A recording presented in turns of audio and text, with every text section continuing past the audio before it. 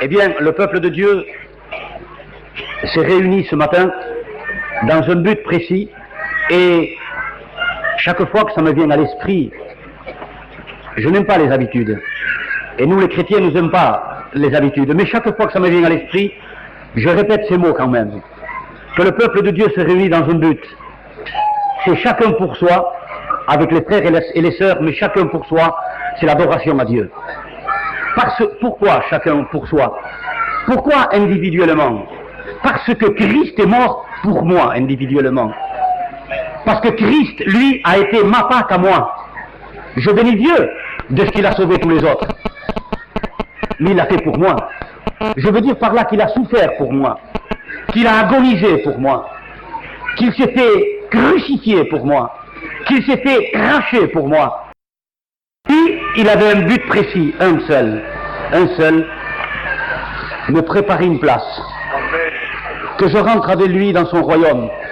Alors, c'est individuellement, c'est personnellement que je suis venu ici, au milieu de mes frères et mes sœurs, amen, qui forment l'Église, mais je suis venu, moi, pour adorer Dieu. Et s'il y a un autre but dans votre vie, je vous invite, même avant d'écouter la parole de Dieu, à vous humilier devant Dieu. Comme nous disions entre serviteurs hier, comme le faisait Daniel, à s'humilier devant Dieu, dire Seigneur, quel but j'ai eu de venir ici ce matin? Est-ce que c'est par gratitude que je suis venu? À quel prix ça t'a coûté, Seigneur, pour être la porte qui me conduit au ciel? Seigneur, examine-toi ce matin avant d'écouter la parole du Seigneur. Parce que tu sais, nous avons une puissance, les serviteurs et les chrétiens aussi, mais c'est de croire que c'est la parole de Dieu qui fait tout, que c'est le Saint-Esprit qui agit. Amen. Alors ce matin, nous voulons dire à Dieu, Seigneur, que je sois venu ici. Si je suis venu pour autre chose, je te demande pardon. Alléluia. Alors nous adorons Dieu ensemble. Nous allons faire une lecture dans la parole du Seigneur et nous allons adorer Dieu. Tous ensemble, nous allons crier à Dieu. Alléluia. Nous allons dire, Seigneur, je suis venu pour t'adorer. Parce que tu m'as sauvé, Seigneur, de ce monde impie, méchant, de ce prince, de ce monde cruel qui voulait ma destruction. Mais Seigneur, toi, tu m'as sauvé. Alléluia. Alors, nous faisons cette lecture, et comme c'est Pâques, alors j'ai eu dans le cœur de parler de la Pâques. C'est aujourd'hui Pâques. Et alors, quel jour plus précis qu'aujourd'hui, pourvu que ça vienne de la volonté de Dieu. Alors, nous parlerons de la Pâques. Vous avez entendu divers messages, beaucoup de messages sur la Pâques. Vous-même, vous l'avez lu. Mais si Dieu a quelque chose à nous dire à travers la Pâques, car c'est un grand jour, Pâques.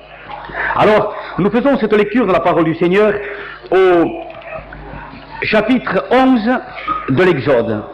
Nous lisons ce verset au chapitre 11 de l'Exode,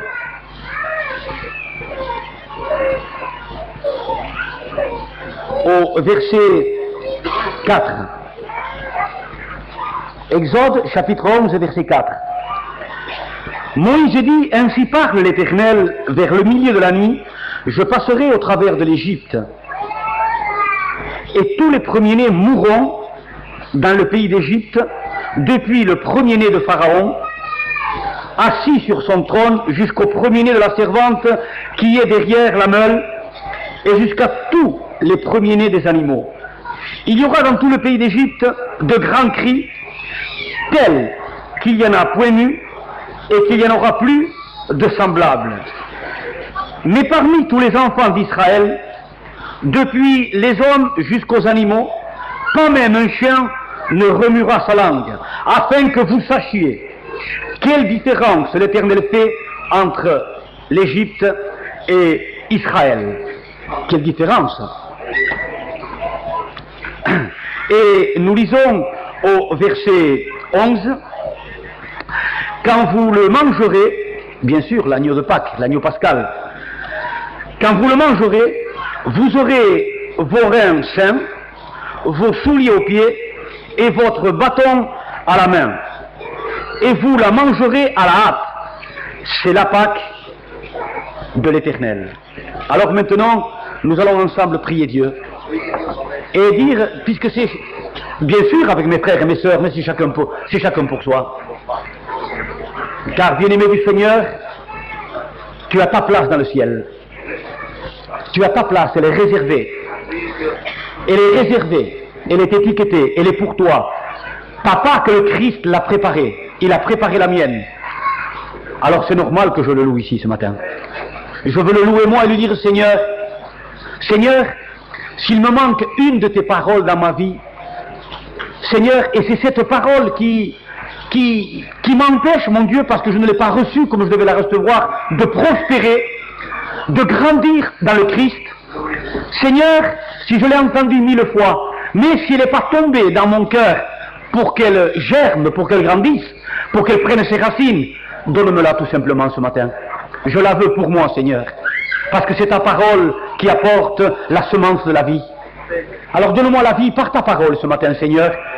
Amen, alléluia. Alors c'est chacun pour soi que nous adorons le Seigneur ce matin, que nous glorifions Dieu de tout notre cœur dans ces moments où nous célébrons, amen, la Pâque. Alléluia. Notre Père, ton peuple est là devant toi. Nous t'avons déjà adoré par des cantiques. Nous t'avons déjà adoré, Seigneur, en te glorifiant. Nous t'avons adoré en prenant, mon Seigneur et mon Dieu, Seigneur, ce que toi, tu as dit à tes disciples, que tu désirais, Seigneur, célébrer cette Pâque. Et tu l'as célébré avec eux. Et tu leur as donné le pain. Et tu leur as donné le vin. Et tu leur as dit que tu ne la prendrais plus avec eux jusqu'à, Seigneur Dieu de ma vie, jusqu'à ton royaume. Seigneur, bientôt, nous allons rentrer. Et nous allons la célébrer avec toi. Mais déjà ici-bas, Seigneur, comme dit ton fils, notre frère Paul, nous voulons célébrer cette Pâque. Roi de gloire, glorifie-toi ce matin. Ne trouve pas d'indifférent qui te fait tant de mal, mais que tu trouves des hommes et des femmes qui te disent, Seigneur, parle-moi, j'ai besoin de ta parole. Dans le nom glorieux de Jésus. Alléluia, amen. Oui, Jésus même a voulu célébrer la Pâque. Et l'apôtre Paul,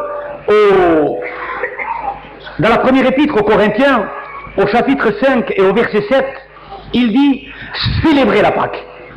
Et nous sommes en train aujourd'hui, là ensemble, de célébrer la Pâque.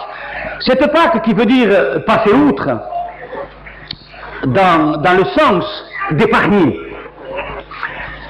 Elle est appelée aussi la fête des pains. Elle est appelée de deux façons, la fête des pains, elle est appelée aussi la Pâque. Et l'apôtre Paul dit célébrer la Pâque.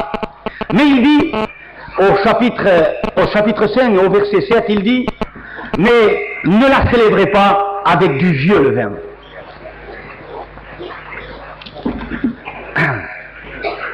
Il dit, ôtez le vieux levain, ôtez-le. Il dit, au verset 7, ôtez-le du milieu de vous. Le vieux levain, c'est le vieil homme. Et sortez-le, pourquoi? Parce qu'il est corrompu, mais célébrez-le sans levain.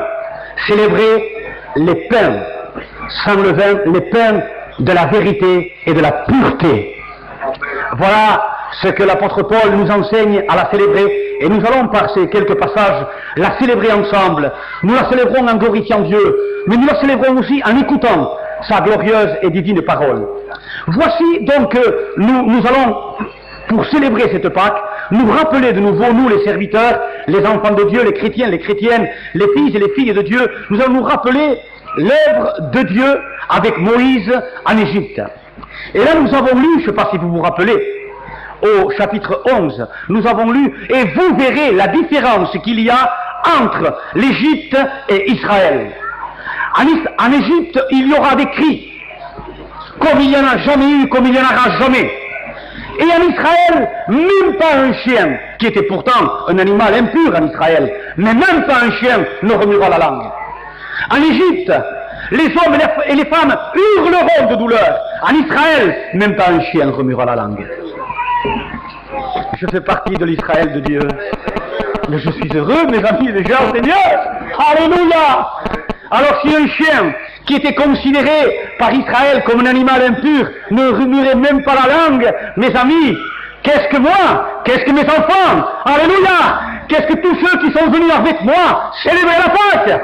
Oh Dieu Saint grand et redoutable! Et cette Pâque, c'était une Pâque physique. C'était le sang d'un petit animal. Notre Pâque à nous, dit Paul, c'est Christ. C'est Dieu lui-même, c'est le Fils de Dieu lui-même. Alléluia. Vous verrez la différence. Enfant de Dieu, réjouis-toi, ne lamente pas. Même si tu as des épreuves, si tu as des tribulations, si tu as une maladie, ne lamente pas. Tu verras, et les nations verront la différence que fait l'Éternel Dieu Tout-Puissant entre l'Égypte et Israël. Voici que Dieu dit à Moïse, va, nous allons passer très vite sur la Pâque, mais nous allons retenir ce que le Saint-Esprit veut qu'on retienne dans nos cœurs. Donc, Moïse y va, il parle avec Pharaon, et il y a des plaies, des miracles extraordinaires qui se passent. Il y a deux puissantes vérités fondamentales qui se dégagent de cette confrontation entre l'homme de Dieu, Pharaon, les Égyptiens et l'Égypte. Entre l'homme de Dieu, Pharaon, les magiciens et l'Égypte. Il y a deux vérités puissantes qui se dégagent, que Dieu a voulu que le peuple de Dieu connaisse.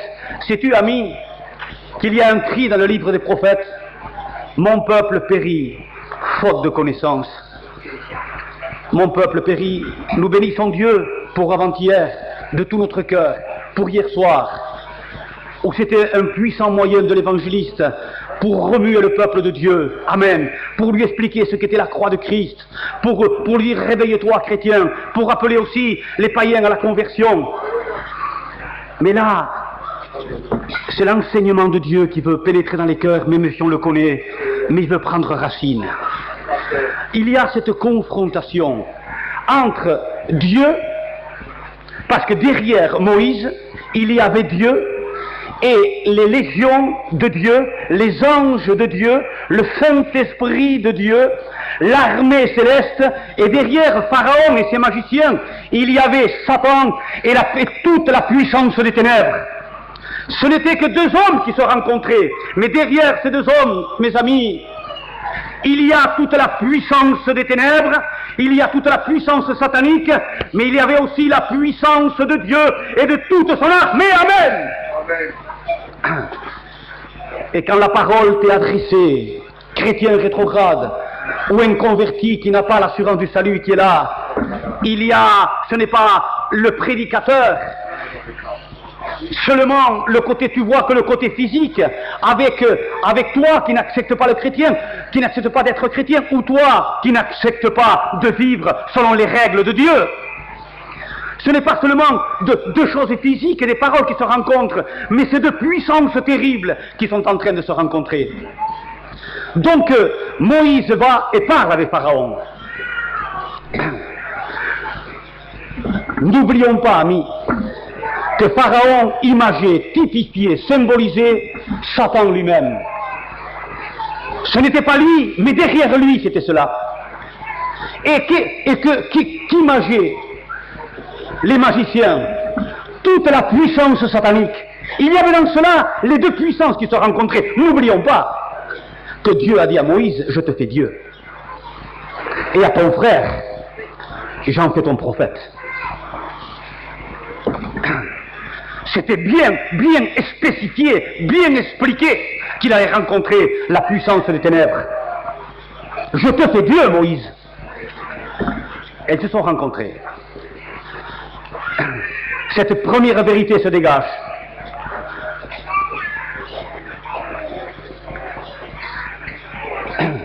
Dieu rentre dans le camp de l'ennemi.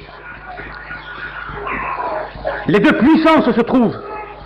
Et il lui dit, laisse partir mon peuple. Et il y a là des miracles stupéfiants. Et quand on les lit, on les relit, on se rend compte. Mais les magiciens essayent de contrer. Ils se mettent en face, ils contrent. Et Pharaon se met en face et il contre. Et il essaye de faire les miracles de Dieu. Et toujours dans un but précis, garder l'homme, ou plutôt la créature de Dieu, captif. Vous savez que l'homme, mes amis, a été créé pour qu'il serve Dieu, quel qu'il soit, quelle que soit la créature. Il a été créé pour qu'il serve Dieu. Mais le diable a eu toujours un but précis. C'est voler par haine les choses de Dieu. Et le Christ, le Fils de Dieu, quand il est descendu du ciel, va lui donner un titre, va lui donner un nom. Quel est ce nom? Le voleur. Il dit, il est venu pour voler. Au début de la création, il a déjà tenté d'usurper, ça veut dire voler. Mais le mot usurper est plus puissant. Il a voulu déjà voler la gloire de Dieu, s'élever au-dessus de Dieu. Il avait un but. Régner parce que Dieu seul règne dans les cieux, sur la terre, sous la terre, sur les étoiles, dans le soleil, dans la lune, dans les animaux, dans les monstres marins. Dieu règne.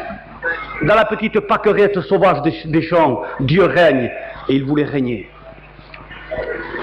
Il a voulu voler, usurper la royauté de Dieu, la déité de Dieu, c'est-à-dire la souveraineté de Dieu. Il a voulu usurper, la voler. Et c'est pour cela qu'il a été précipité. Et là, quand il a vu la créature de Dieu, le chef-d'œuvre de Dieu,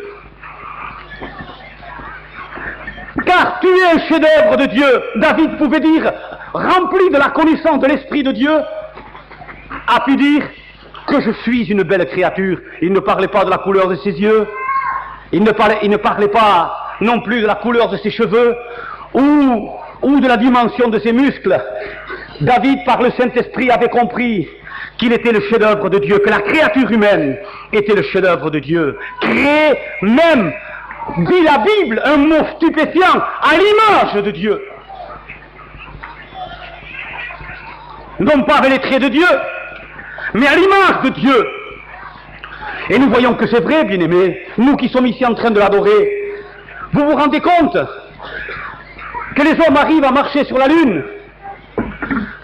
400 000 kilomètres d'ici, des hommes se promènent sur la Lune, et presque à la même fraction de seconde, avec un petit bout de verre comme ça, sans fil même, nous sommes en train de voir à 400 000 kilomètres une image qui traverse les 400 000 kilomètres en l'espace de quelques fractions de seconde.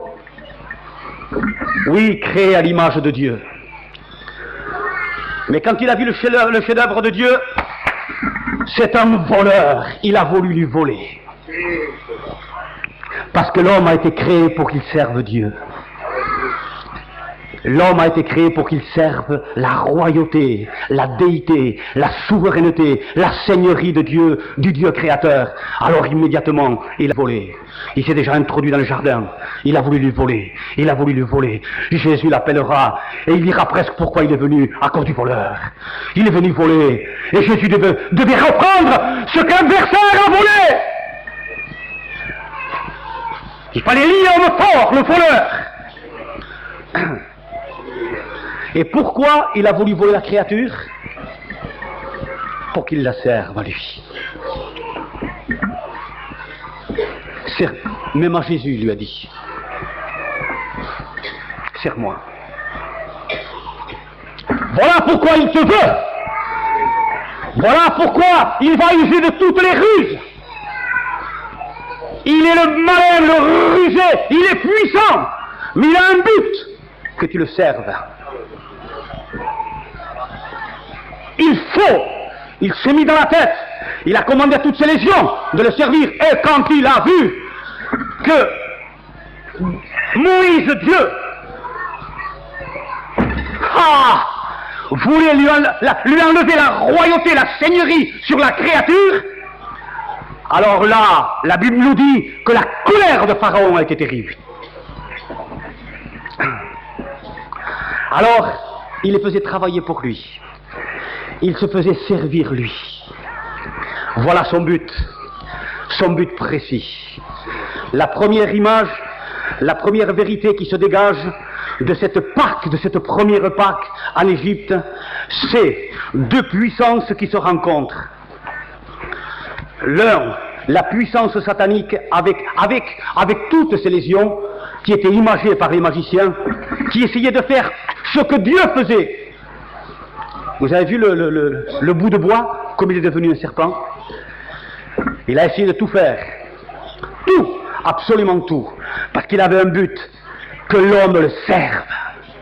Que l'homme le serve. C'est un voleur. Il veut que tu le serves. C'est la première et grandiose vérité. Ces deux puissances qui se sont rencontrées, il n'a pas voulu lâcher prise. Et nous savons comment il a lâché prise. Ce n'est pas par le premier miracle de Dieu. Il a fallu l'intervention, non de Moïse, mais de celui qui était derrière Moïse. L'intervention, non pas d'un ange, mais de Dieu lui-même. Il a fallu cette intervention de Dieu, que les miracles les uns après les autres pilonnent l'Égypte, pilonnent Pharaon, pilonnent toutes ces légions de démons pour laisser partir sa créature qu'il avait volée et qu'il tenait captif pour son service. Ah, quelle gloire il se porte, le diable! Il n'a pas pu monter plus haut que Dieu. Il n'a pas pu monter même à l'échelle de Dieu, ni au premier barreau de l'échelle de Dieu, mais il a voulu lui voler la créature pour qu'il le serve. Il a voulu lui voler. Mon peuple périt faute de connaissance. Nous devons savoir pourquoi le diable te veut, pourquoi le diable te poursuit, pourquoi le diable te met des pensées impudiques, pourquoi le diable te met des pensées de fraude, pourquoi le diable te met des pensées de mensonge, pourquoi le diable te met des pensées de crainte de t'engager dans les voies de Dieu. Tu dois le savoir, parce qu'il veut que tu le serves. Il veut être roi, il veut être Seigneur, il veut remplacer Dieu, il veut être Dieu. Tu dois le savoir. Et il tenait Israël captif 430 ans, captif, le servir à lui. Il se faisait faire des pyramides, il se faisait faire des monuments, il se faisait faire tout ce qu'il voulait, et il veut que le peuple fasse tout ce qu'il veut. Voilà la première image qui se dégage puissamment. C'est les deux puissances qui se sont rencontrées, la puissance de Dieu, à part Moïse et son frère Aaron, et la puissance satanique avec Pharaon et ses magiciens. La deuxième vérité fondamentale qui se dégage de ça, de ce passage-là, la première c'est le jugement sur Pharaon et sur ses magiciens, sur le royaume des ténèbres. La deuxième vérité, c'est le jugement de Dieu sur la nation qui le sert, sur la nation qui veut rester avec lui, sur la nation qui veut être dominée par lui, sur la nation qui rejette Dieu et accepte de rester toujours dans le monde. Voilà la deuxième vérité que Dieu veut nous faire comprendre ce matin. Même à moi, serviteur du Dieu très haut, il veut me la faire bien pénétrer dans la tête. Le jugement de Dieu, la deuxième vérité, sur une nation, sur un peuple, sur un homme, sur une créature qui rejette Dieu. Qui c'est qui rejette Dieu? Il y a eu un appel, il y a eu des appels ici pour les inconvertis, pour ceux qui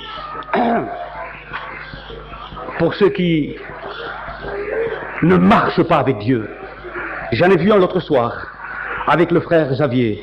J'ai vu un autre appel puissant d'amour de Dieu, à sortir de l'Égypte, parce que l'Égypte est jugée par Dieu. Vous verrez la différence qu'il y a entre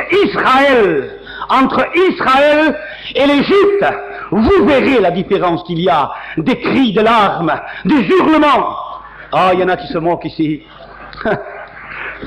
Pauvre ami, c'est toujours Dieu qui a le dernier mot. Il y a eu des appels de Dieu, des appels de Moïse. Sortez de l'Égypte. Ils restaient cloués assis sur leur chaise. Ils clouaient, quelle tristesse. Quel désastre, mes amis.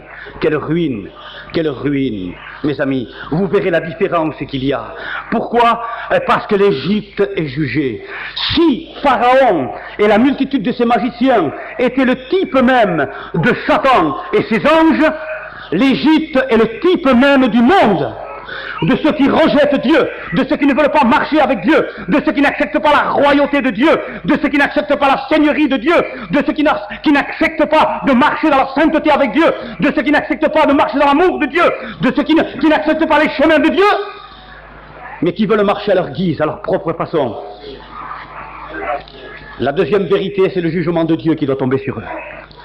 Tu verras la différence qu'il y a. Tu verras entre Israël et l'Égypte. Sais-tu que ce monde est jugé par Dieu? Sais-tu que le monde de cette Égypte est jugé par Dieu? Que la parole de Dieu nous déclare que si du temps de Noé, amis, chrétiens, chrétiennes, ou toi qui ne l'es pas, mon peuple périt faute de connaissance. Si du temps de Noé, la terre a été immergée, submergée par l'eau, et les savants disent que c'est vrai qu'il y a 5000 ans, il y a eu un cataclysme terrible. Amis, que la terre a été plongée dans l'eau et que pas un être vivant a pu s'en tirer, que ceux qui étaient Israël, qui avaient accepté la royauté de Dieu, c'est-à-dire un homme, une femme, avec ses 3 fils et ses 3 belles-filles, toute une famille, qui ont accepté la déité, la royauté, la seigneurie de Dieu, qui ont accepté de sortir d'Égypte pour se confectionner, pour se bâtir, pour se créer l'arche de leur salut. Mais la Bible déclare, les Saintes Écritures déclarent, que si le monde d'alors périt submergé par l'eau, que le monde d'aujourd'hui est réservé pour le feu. Le monde est jugé. Nous voyons déjà. Et ce ne sera pas la prédication de ce matin, car c'est un moment de louange et d'adoration, même en écoutant la parole de Dieu. Mais nous voyons déjà le feu qui est en train d'envahir ce monde. Nous voyons déjà autour de nous, par les journaux, par les médias, par la télévision, par la radio, tout ce qui est en train de se passer dans le monde déjà. Un physicien disait dernièrement que ce qui se passait à Tchernobyl, ça serait rien du tout, absolument rien, parce que les hommes vont crier, mourir de douleur, parce que le soleil va les brûler. La Bible est en train de sortir, c'est la Bible qui le dit, et aujourd'hui les savants sont en train de le dire. Il y a des fléaux déjà dans le monde terrible, chez déjà des dermatologues, c'est-à-dire des médecins de la peau. Il y a écrit des affiches en grandes lettres, vous n'exposez pas au soleil. Et vous savez pourquoi? Parce que les hommes ont détruit l'ozone, c'est-à-dire une ceinture de protectrice pour la Terre, qui filtre les rayons ultraviolets. Vous exposez pas. En grandes lettres, en grandes affiches, chez les médecins, ne vous exposez pas à cancer.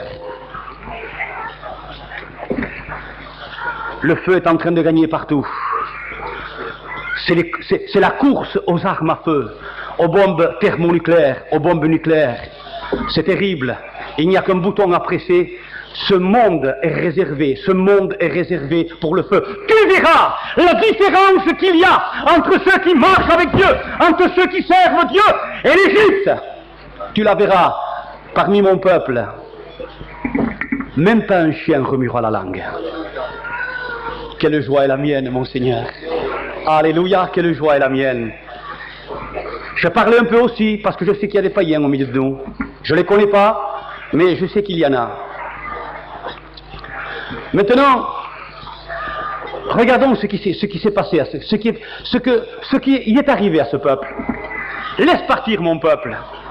Et Dieu dit, Moïse, dis-leur qu'ils aient les seins reins, les souliers aux pieds, le bâton à la main. Que représente tout ça? Les seins reins, les souliers aux pieds, le bâton à la main, mais ça représente tout simplement le pèlerin qui va traverser, je ne sais pas moi, qui va traverser une province ou qui va traverser un département. C'est un pèlerin qui part pour quelque part. Et voilà ce que Dieu a voulu dire au peuple. Vous êtes en train de partir pour quelque part. parce que vous ne restez plus en Égypte.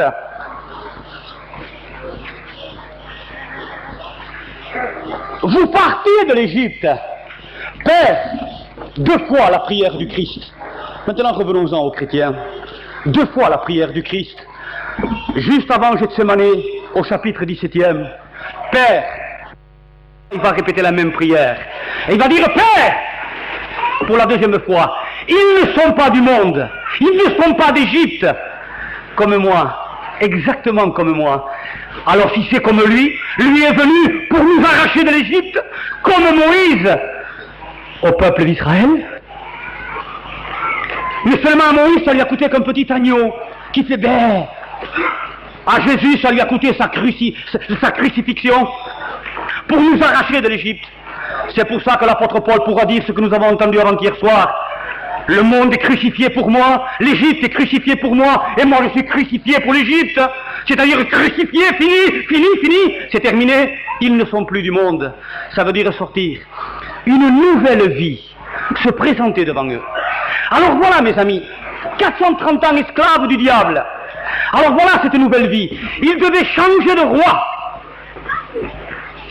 Ils devaient changer de seigneur.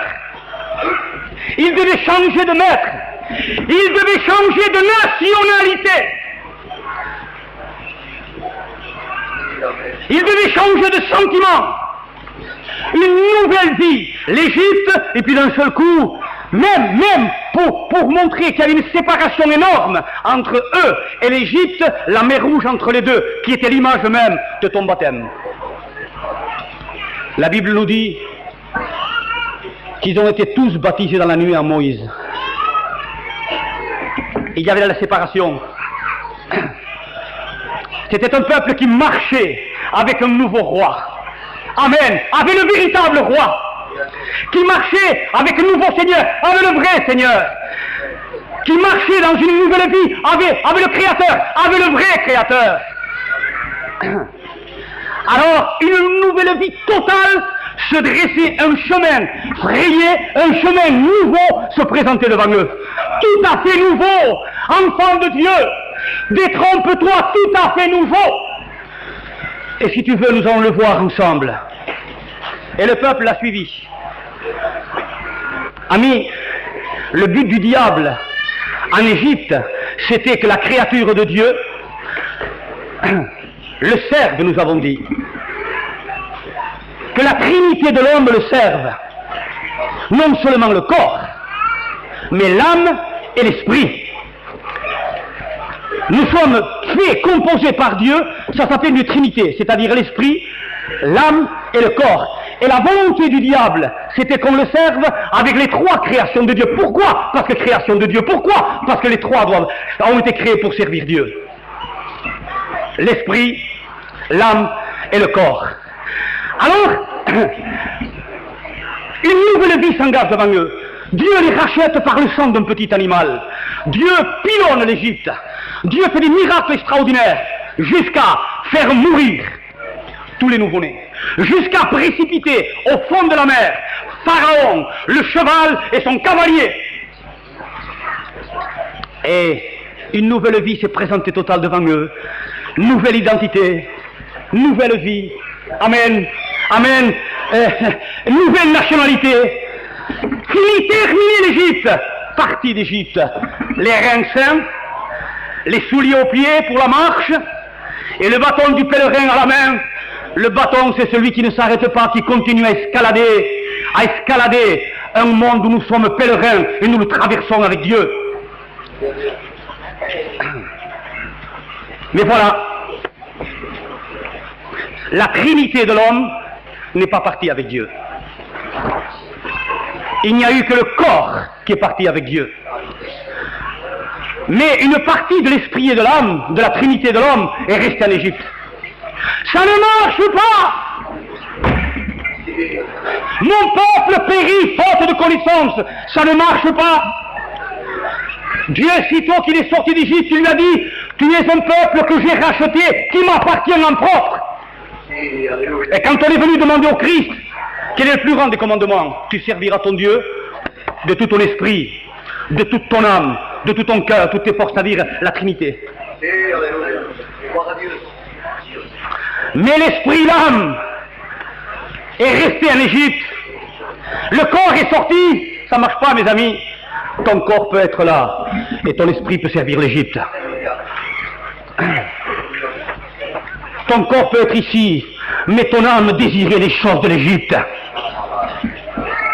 La preuve, ah, ce Moïse, là-bas, il y avait des pots, et dans ce pot, il y avait de la viande. Là-bas, il y avait des pots, dans ce pot, il y avait du poisson. Là-bas, il y avait ceci, il y avait même des cimetières là-bas. Leur corps était là. Mes amis, l'apôtre Paul nous raconte, au chapitre 10 des Corinthiens, que le même jour, parce que le peuple a murmuré, parce que l'esprit et l'âme est resté en Égypte, l'apôtre Saint Paul, l'homme de Dieu, l'apôtre Paul, nous dévoile, nous raconte, en plus du livre de Deutéronome, en plus du livre de Lévitique, en plus du livre de l'Exode, en plus du livre des Nombres, en plus de cela, l'apôtre Paul, rempli du Saint-Esprit, nous dévoile que la colère de Dieu s'est enflammée et que le même jour, Dieu en a tué 25 000. Je voudrais vous dire, amis qui êtes ici, il y a un faux optique sur Dieu. Mon peuple périt faute de connaissance. Vous savez ce qu'on entend partout? Dieu est amour. Comme nous l'avons entendu prêcher hier soir. Comme nous l'avons entendu prêcher avant-hier soir. Il y a plus d'amour que ça, nous avons entendu la croix. Et bien détaillée. Je ne serais pas là si je ne serais pas amour. Mais il y a un faux optique. Il y en a qui mélangent vitesse et précipitation. C'est deux choses différentes. Il y en a qui mélangent faiblesse avec amour. Il y en a qui mélangent compromis avec amour. Non, mes amis, mon peuple périt faute de connaissance. Oh, tu mens encore un peu pour vendre tes tapis. Tu mens encore un peu pour vendre tes draps. Juste un peu. Oh, Dieu le voit, c'est pour tes enfants. Ça, mes amis, c'est pas vrai, c'est pas l'amour. Ça, c'est de la cruauté.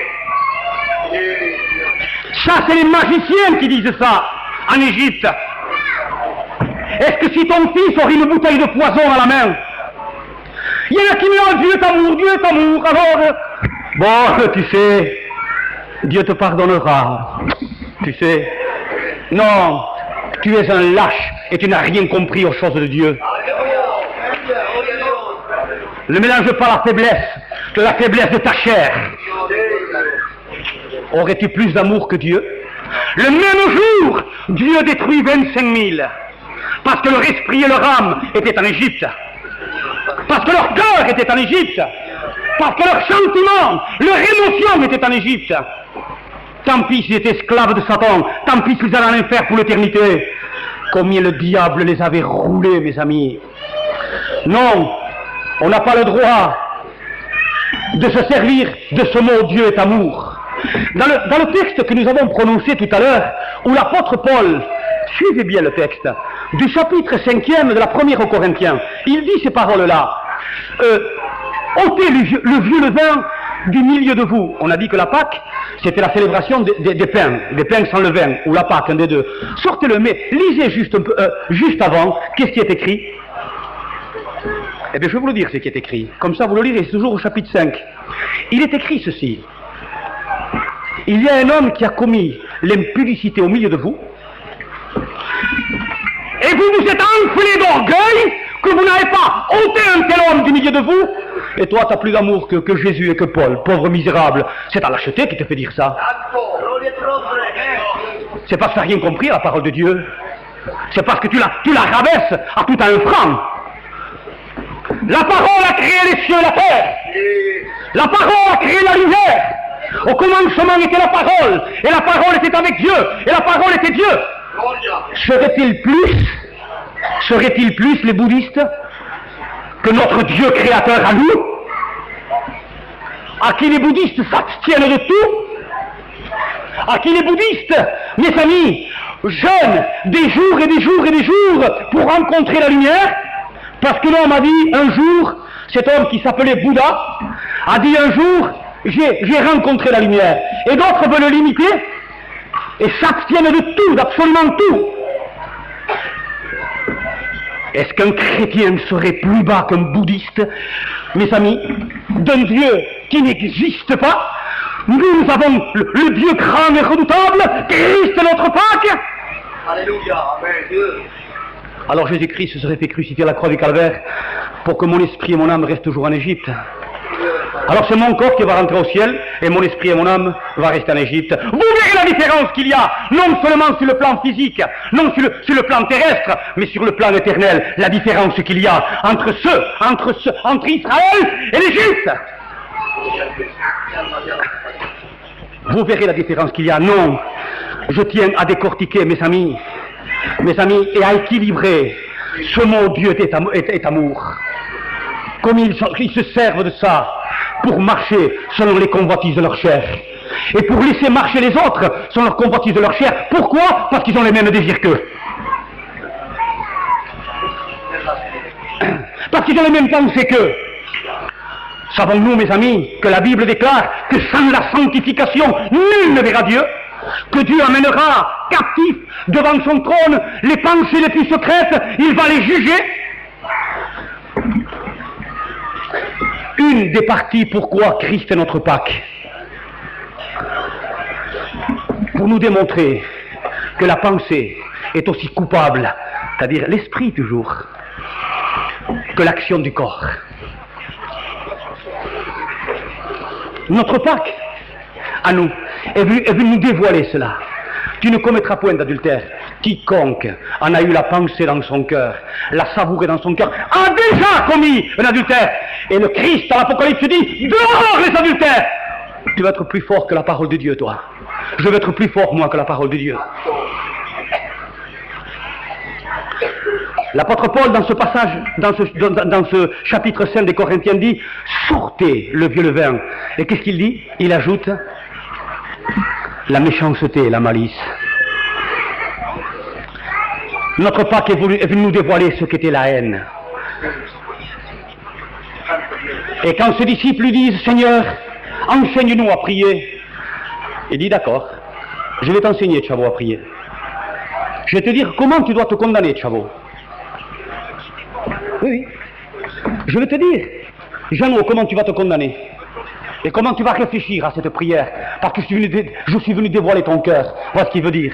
Père, pardonne mon ennemi, comme toi, tu vas me pardonner à moi. C'est-à-dire, si j'ai pardonné mon ennemi à 50%, Dieu me pardonne à 50%. Il n'y a pas de pardon à 50%. Je suis perdu. Si je pardonne à 99%, il reste 1%. Si vous ne pardonnez pas, votre Père Céleste ne vous pardonnera pas non plus. Il est venu nous faire découvrir l'esprit, que l'esprit doit rester en Israël. Que l'esprit est sorti avec Dieu. Que notre esprit et notre âme est sorti par la porte qui est la croix de notre Seigneur Jésus-Christ. Elle a traversé la porte de la croix. Je suis la porte, celui qui entre par moi. C'est une porte spirituelle, ce n'est pas le corps, ça n'a rien à voir. Et par cette porte, on ne vient pas avec des pensées impudiques. À cette porte, on ne passe pas avec de la haine. Ah, je le pardonne, je te pardonne. Mais toi chez toi, et moi chez moi. Ah, je le pardonne, hein, mais qu'elle reste chez elle, et moi chez moi. Comme ça, pas d'histoire, l'excuse diabolique. Pas d'histoire, non, non. Par cette porte, on ne passe pas avec ça. Par cette porte, c'est l'esprit et l'âme qui passent. Alors, ami qui est ici, ce peuple d'Israël, c'était la couronne de Dieu, les pères de la couronne de Dieu. Ils ont mangé du miracle pendant près de 40 ans, mes amis. Ils ont bu du miracle, pourtant Christ les suivait. Il les suivait partout, notre Seigneur Jésus. Il se mettait comme un rocher comme ça, pour qu'on le frappe et il sorte de l'eau. Mais malgré tout cela, Dieu faisait pleuvoir des cailles. Dieu faisait pleuvoir du pain. Mais malgré cela, le levain de la malice, pourtant, ça leur était dit qu'on ne trouve pas du vieux levain chez vous. Non seulement dans le pain, il ne devait pas y en avoir, mais dans leur maison, il ne devait pas y en avoir. Dans leur bagage, il ne devait pas y en avoir. C'est des choses cachées dans le cœur. Voilà qu'est-ce que le levain. annoncé par notre Seigneur Jésus. Amis qui êtes ici, au nom du Seigneur Jésus, nous n'avons plus le droit de nous tromper. Nous sommes arrivés à une époque où des milliards de démons, je crois, qui sont lâchés. Et ils sont là dans un but pour prendre l'esprit du chrétien et se l'approprier. Ils sont là pour prendre l'âme du chrétien et se l'approprier. Il est venu pour voler à Dieu. Et la gloire de Dieu, c'est toi, chrétien, chrétienne. Tu es les perles du joyau de Dieu. Et ce peuple d'Israël, qui était le premier-né de Dieu, c'était le chouchou de Dieu. Il a porté comme l'aigle porte ses petits. Il a porté dans ses mains. Il donnait à manger du miracle, à boire du miracle. Ses chaussures ne s'usaient point. Leurs vêtements ne s'usaient point. L'amour de Dieu était sur eux. Il a été obligé de les détruire tous. Aucun de cette génération, sauf deux, Josué et Caleb. Des centaines de mille ont pourri au désert, sous le soleil. On n'a pas le droit de se tromper, amis de Dieu. Nous sommes arrivés à une époque terrible, où les mauvais esprits trompent les chrétiens. Où ils trompent les chrétiens. Ils s'attachent davantage aux choses physiques, à l'argent. Ils s'attachent aux choses physiques. Alors, comme c'est un voleur, il leur vole la paix des cœurs, la paix de Dieu. Il leur vole la paix de Dieu. Alors quand un chrétien n'a plus la paix de Dieu, qu'est-ce qui lui arrive? Voyons, mes amis, mais il faut qu'il trouve quelque chose ailleurs. Si mon estomac, supposons, si mon estomac a faim, on s'exhorte ici dans l'amour de Dieu, si mon estomac a faim, et je mange de la viande parce que j'aime la viande, mais supposons que d'un seul coup, plus de viande, mais il y a du poisson à côté, je vais chercher le poisson. Ou s'il n'y a pas de poisson, s'il n'y a que des légumes, si j'ai faim, s'il n'y a que du pain, je vais le chercher. Et quand la paix de Dieu, parce que l'homme ne peut pas vivre, le chrétien, la chrétienne ne peut pas vivre sans la paix de Dieu, il ne peut pas, alors il faut qu'il cherche autre chose. Alors il se pourrit dans l'argent. Quand il a 1 million, il en veut 2. Quand il en a 2, il en veut 4. Ah, il a dit après, quand j'aurai ma maison et que j'aurai 1 million à la poche pour m'acheter quelques cougnettes de drap, eh bien, c'est fini, j'aurai plus besoin de rien. Et que j'ai ma caravane aussi. Eh bien, j'ai besoin de rien. Et quand il a ça, mais c'est un puits. Comme nous avons entendu le frère Xavier l'autre jour. Tu t'enfonces dedans et il faut que tu ailles de plus en plus profond. Et quand tu auras 50 millions, tu en voudras 100. Et le jour que tu auras 50 millions et tu en mangeras 3 ou 4, ça n'ira plus. Mais pourquoi? Parce que la paix de Dieu n'y est plus. Nous avons entendu quelque chose hier soir. Un homme qui avait besoin de drogue dans son sang. Un homme qui avait besoin de cocaïne, d'héroïne dans son cerveau. Un homme qui avait besoin d'héroïne, de cocaïne dans ses reins, dans son cerveau, dans son être tout entier. Mais il a trouvé la véritable paix. Qui est la véritable paix? Celui qui a dit « Je suis le prince de la paix ». Il l'a trouvé, il n'a plus besoin de cette drogue. Il n'a plus besoin de cette drogue, il n'a plus besoin de rien, il a tout trouvé. Et depuis 25 ans, je lève la main vers le ciel, je n'ai plus besoin de rien. Moi aussi, je vendais les persans. C'est pas plus que notre chose, hein. Mais quand j'ai trouvé le Seigneur, je ne vous dis pas de faire pareil, moi c'est pour le service de Dieu, attention. Hein.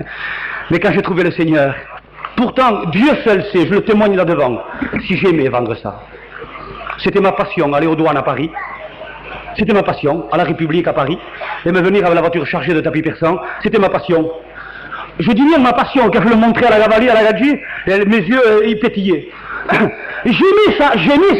J'aimais cela. Mais quand le Seigneur m'a dit à mon service, eh bien, tout cela, je dis comme Paul, je l'ai regardé comme de la boue pour marcher avec Christ. J'ai trouvé mieux. Pourquoi? Parce que dans mon âme, il y a ce que mon âme, la seule chose que mon âme avait besoin. Mais ce peuple, leur esprit, c'était pas vrai que leur Pâques était avec eux, que la Tchétrina était avec eux, que la colonne de feu était avec eux, que la colonne de nuit était avec eux. C'était vrai pour leur corps, mais pour leur esprit et leur âme, c'était pas vrai. Enfant de Dieu qui est ici ce matin, je vous le dis et je le crois devant mon Seigneur, qu'il est temps que le peuple de Dieu s'humilie devant Dieu et qu'il sache si son esprit et son âme appartiennent à Dieu, parce que Dieu veut la partie de la Trinité de l'homme pour lui, parce qu'elle est à lui, parce que c'est lui qui se l'est créé, mais notre Pâques à nous. Et je termine par là, parce qu'il faut quand même terminer, même si nous passons un moment agréable ensemble. le sang du petit animal pouvait que racheter ces personnes-là, mais n'avait pas la puissance de changer l'esprit et l'âme, de changer leurs sentiments dans une nouvelle vie. Tandis que notre Pâque à nous, l'agneau pascal, notre agneau à nous, comme l'appellera l'apôtre Paul, lui, non seulement son sang nous a rachetés, non seulement son sang fait passer outre l'ange de l'extermination, non seulement il fait cela, mais il vient habiter dans notre esprit et dans notre âme, pour s'emparer de notre esprit et notre âme et marcher dans les voies de Dieu. Alléluia! Il y a eu des pensées de haine ici. Il y a eu des pensées de méchanceté. Oh, tu peux le savoir, si tu as critiqué quelqu'un ouvertement, c'est que tu l'en veux. Jésus a dit que c'est de l'abondance du cœur que la bouche parle. Enfant de Dieu, si ton esprit est contaminé par des choses comme ça, ton esprit ne peut se présenter devant le royaume de Dieu. Mais tu as ici encore, ce matin, notre Pâque. Notre Pâque. Tu as ici notre Pâque. Le peuple de Dieu dans le désert, au lieu de se repentir et se tourner vers Dieu, ils étaient toujours en train de marcher selon leur volonté. Toi, Église de Dieu, ce matin, tu dois te tourner vers Dieu et dire, Seigneur, je le savais, mais je ne l'avais pas réalisé, Seigneur. Que mon esprit et mon âme, c'est ce qui t'intéressait, mon Seigneur. Je viens de perdre un frère. Humainement, j'ai perdu un frère. Spirituellement, j'ai gagné un frère. Je l'ai perdu et il levait toujours les yeux vers le ciel et il disait, je suis prêt, Seigneur, viens me chercher. Me voici, Seigneur, viens me chercher. Je vais peut-être vous choquer de ce que je vais vous dire. Eh bien, ce corps qui a voulu de l'argent, ce corps qui a voulu être chouchouté, ce corps qui autrefois avait eu de la méchanceté, de la haine, écoutez bien, eh bien, il n'est pas rentré au ciel, il est dans une tombe. Soyez pas choqués, je sais que beaucoup vont se choquer, tant pis. Mais j'ai tombé de la gloire de mon Dieu. Mais ce qui est parti auprès de son Seigneur, c'est son esprit. Et c'est ton esprit qui doit être pur, mon ami. C'est ton âme qui doit être pure. C'est tes pensées, tes sentiments qui doivent être purs devant Dieu. C'est l'orgueil de ton âme qui doit fondre et lui confesser à Dieu. Et si tu as dérobé quelque chose à quelqu'un, ton esprit en est contaminé, tu dois les réparer. Il n'y a pas de pardon sans réparation. Il n'y a pas de pardon sans restitution. Tu as dérobé, tu as volé, restitue. Sinon, le péché sera toujours devant toi. Ton esprit est contaminé par le péché. Tu n'as pas pardonné à l'autre, tu dois y aller et le pardonner, et lui dire qu'avec l'aide de Dieu, tu veux le pardonner. Alors le Saint-Esprit t'aide, alors le Saint-Esprit est avec toi. Oui, tant pis si on m'en veut, mais je veux sauver les chrétiens et les chrétiennes. Je veux en voir une multitude dans le ciel. Alléluia. Oui, nous sommes ici et nous voulons célébrer la Pâque.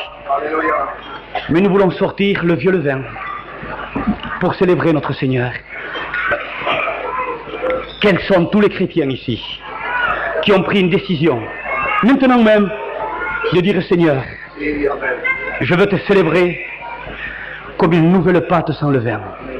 Ni le levain de la malice, ni le levain de l'orgueil, ni le levain, Seigneur, de la méchanceté.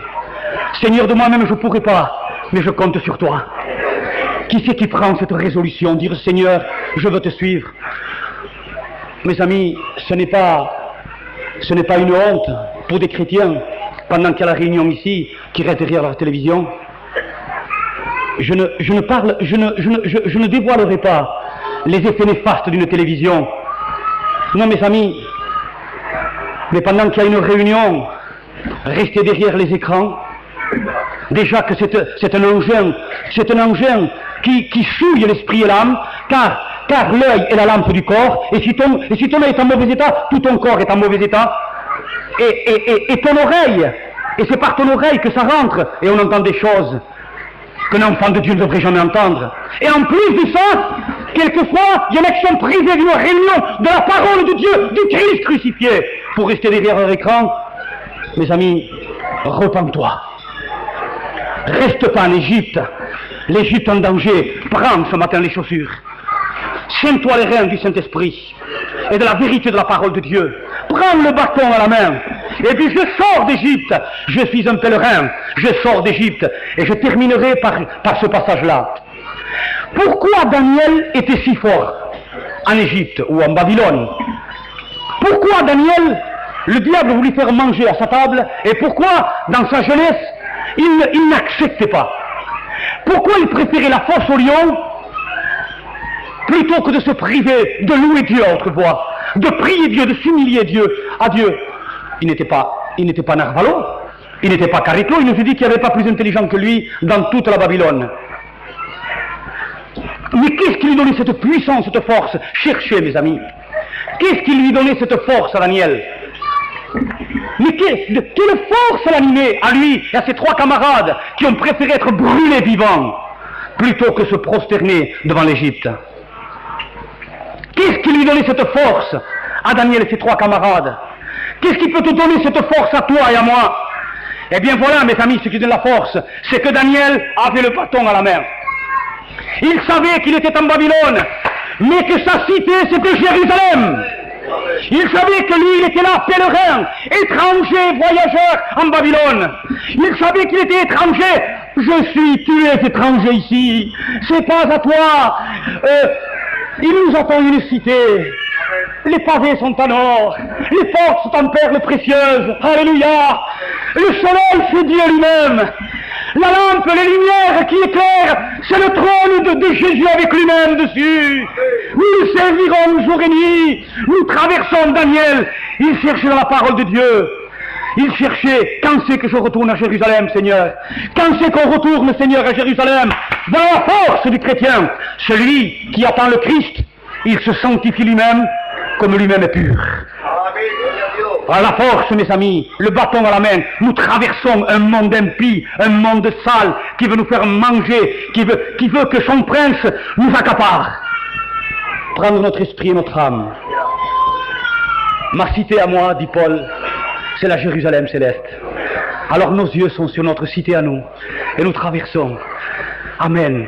Dans la barque de ce monde, avec Christ au gouvernail, nous traversons le bateau à la main, les chaussures aux pieds, nous traversons, amen, nous traversons ce monde, bientôt il va apparaître, celui qui devait venir viendra, et nous allons le voir, le contempler, l'adorer, amen, alléluia.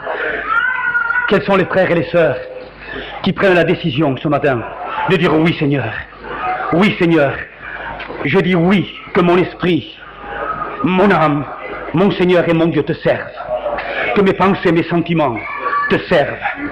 Je veux même avoir les sentiments qui étaient en Jésus-Christ. Amen. Oui, mon Seigneur, j'accepte la royauté de Dieu. Je rejette, comme disent les catholiques, toute royauté du monde et de son prince. Et j'accepte la déité, la royauté, la seigneurie de celui qui m'a tant aimé, de celui qui m'appâte. Alléluia.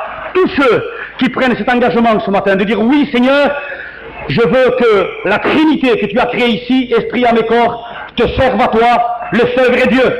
Dis-lui, silence, Satan, ça suffit, à Dieu seul tu serviras. Tous ceux qui ont pris cette décision, levez-vous avec moi.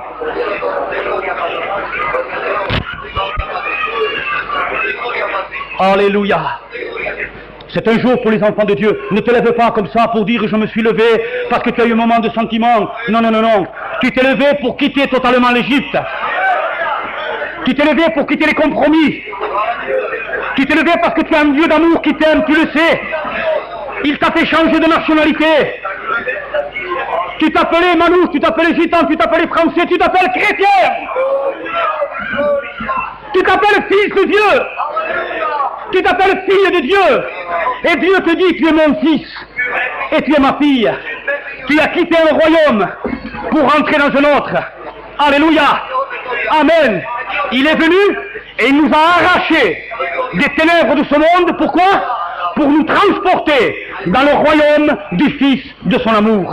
Alléluia. Où tout est parfait, où tout est beau, où il n'y a pas de méchanceté, où il n'y a pas de haine. Oui, tu t'es levé, mets toute ta vie en règle. Absolument toute. Prends l'engagement devant Dieu. Ne laisse pas le diable te toucher.